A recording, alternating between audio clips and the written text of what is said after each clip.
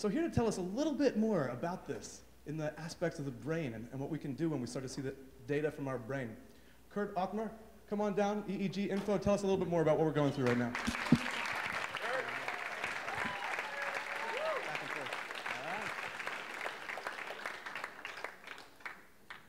So hi, my name's Kurt Othmer, and president of the EEG Institute. I'm going to talk to you a little bit about training your brain from electrodes to insights.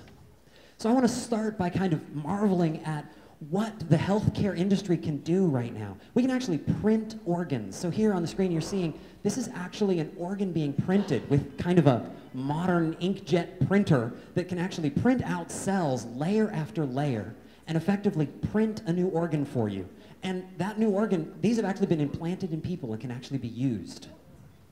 So if you're in a major car accident and you lose an arm, and they can actually reattach that in the hospital. And so we have these marvels of antiseptics, antibiotics, anesthetics, and surgery that can put you back together again. So this is an amazing time and an amazing place to live where effectively we can put a lot of things back together again and we can make a lot of things right. The trouble comes when you're put back together again and the doctor says you are perfectly functional, everything is working normally, and you say, yeah, but I'm still in pain. I still have pain, I still have anxiety associated with the pain, and depression, and chronic fatigue, and these things well up, and you can't hold a job, and it's ruining your life, and the doctor says, yeah, there's nothing wrong with you. There's nothing physically wrong with you. So the problem here isn't physical, it's mental. And we're dealing with a mental issue, and not mental like it's all in your head, mental as in the neurons and the connections that are not being made. This is a photo of me. I'm the younger one, my brother there on the right. And my brother had temporal lobe epilepsy. And epilepsy is a condition where the neurons fall into sync with each other. They're all supposed to be doing their disparate jobs, and they fall into sync and all start firing together. They start listening to each other and start firing together. And that doesn't work very well. So the solution for this is drugs. And drugs are great. We're used to using drugs for all kinds of things. We're very accepting of drugs. And we've actually known about drugs for a really long time. I argue since the beginning of human evolution, as we were searching for foods and so forth, and somebody picked up a frog and licked it, and psychopharmacology was born.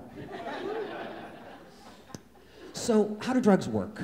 Drugs get in, they do affect the neuron, and more specifically, they get into the synapse and affect how the synapse functions, essentially blocking some neurotransmitters, enhancing some neurotransmitters. And I'm here to ask the question, what about the neuron itself? Instead of just interfering with its phone lines, instead of just blocking its ability to communicate or exaggerating its ability to communicate, what if we actually looked at the neurons themselves? This is an EEG sensor, where effectively we can look at the electrical activity from the brain and see what those neurons are doing, when those neurons are firing. We can actually get a reading on that. And that reading looks like this. This is actually the first EEG ever recorded in 1929 by Hans Berger. And so I have to ask the question, okay, chemical versus electrical. Why is electrical so far behind? Why are we lagging?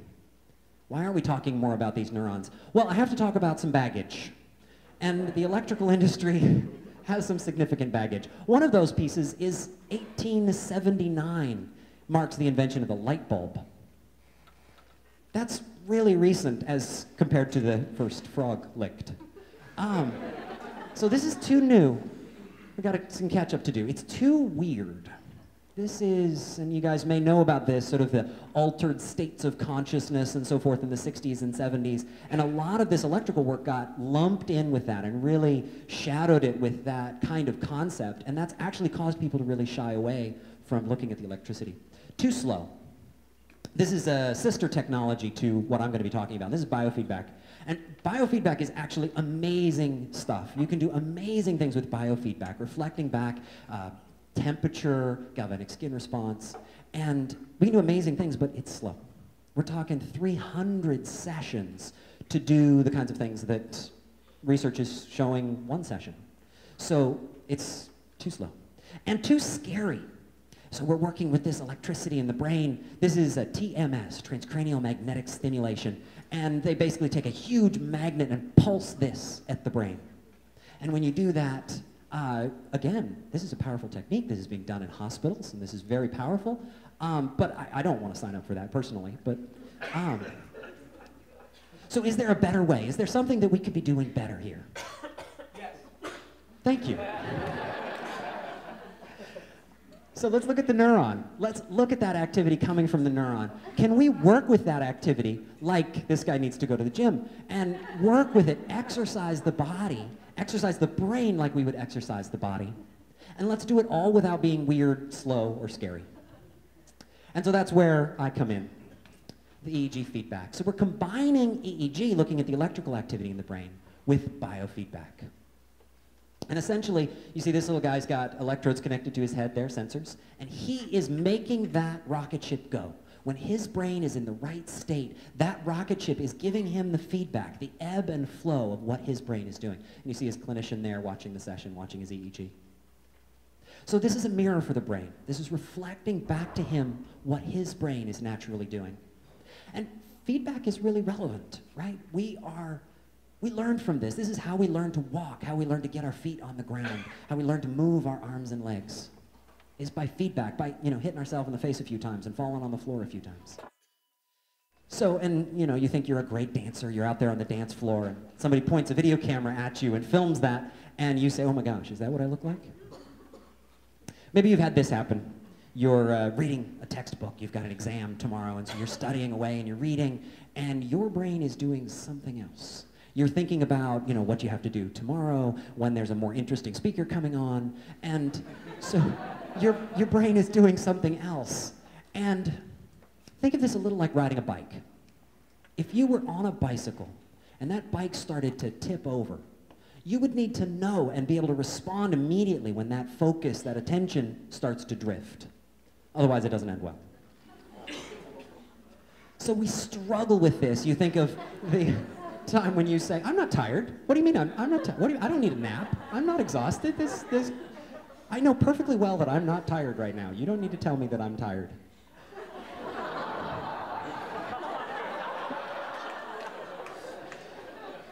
So one of the cool things that we can see with the EEG is we can see how awake your brain is. So here at the top you see alpha. This is this daydream state. This is sort of half awake, half asleep. This is beta, gamma activity. This is the very awake. This is house on fire awake. And delta and theta. These are the deep sleep patterns that your brain makes when you're sound asleep. So what do we do about this? Well, we fund Starbucks is what we do about this to help us stay awake, not fall asleep at parties, and then we're a little too awake, so we need to go step over to the alcohol to ratchet back down again. So we're doing all of this work of effectively regulating our awake states, trying to be more awake, less awake. What if we could do that internally? What if we could learn to internally regulate those awake states inside and do that through feedback? And that's what we do, and let me show you some of the results that we've seen in doing this. So this is some of the very first work. This little guy here is kind of. This is actually UCLA, and he is essentially getting some cream and chicken broth every time he makes a certain brain pattern. As he makes a little EEG pattern, then he gets his cream and chicken broth. So you see him there scraping at the dish, trying to get more cream and chicken broth. So this is in the 70s, actually, that research was done. And the astronauts were trying to go to space, we're trying to go to the moon and do all these sorts of things, and the astronauts are getting a little funny. And Houston is a little concerned. Astronauts are talking about seeing people down on the ground and seeing things flying by and waving to people out the window and these sorts of things. So they're a little concerned, and they were injecting rocket fuel into kitty cats. I'm sorry. It's not research that would be allowed today, but it is something that was done at the time. So this is a cat not responding well to monoethyl hydrazine, having a seizure. And what was particularly troubling in this research is that they ended up with two groups of cats. You see these cats sort of have these different symptoms and eventually end up in seizure. But they ended up with this second group of cats. Up here at the top, those took a lot longer to go into seizure. And so they had to go track back and find out, where did these cats come from that did not go into seizure? Why do we have these seizure-resistant cats? Those are the cats that had trained their brainwaves, which was immediately replicated in human subjects.